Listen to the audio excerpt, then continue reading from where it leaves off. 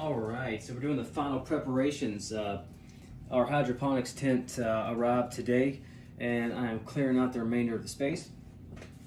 I just cut out the mold that was on the bottom of the drywall. Once again, 115-year-old house. It's not 100% watertight in his basement. The area that I've chose to put the hydroponics tent, it does not have a stream that'll flow in when we have high or torrential rainfall. There's a couple little spots where you can kind of see where there is moisture. Typically with a basement, you're not supposed to put drywall directly on the ground anyway. There's different installation techniques. I would install at a minimum of a 1/2 inch off of the floor to prevent that mold. And I would use a treated lumber on the actual floor itself to make that lumber last longer than what typical pine would be. So we're going to finish cleaning this out. We're going to put some plastic up. We're going to put it across the ceiling. We may do this wall.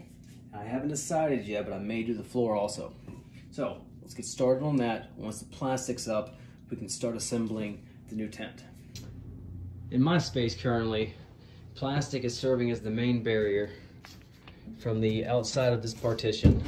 It's a thick 8mm plastic, it's strong. I have cats. I've had 2 cats try to climb this wall. It hasn't tore down yet. Temperatures increase just by making these enclosures here with the plastic.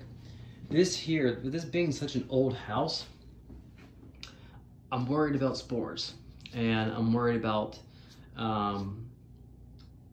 contamination and just overall dust. So all of this is going to have to be covered too. But we have really poorly done electrical work here. We have like close to original electrical. Those are porcelain connections. There is an updated panel in the house, but that's still hot. So I need to do something with this ceiling. I would love to tie into here and drop down and put a receptacle here. I think I probably will, but that'll be a different video for a different time.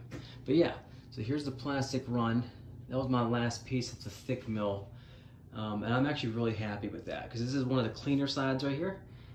That's been painted, that's been maintained, and this side, fairly well maintained. I could actually put a piece of insulation there, and that would be all that I feel I need. I do think some foam insulation would serve as beneficial for this project on these walls, and the floor is extremely cold.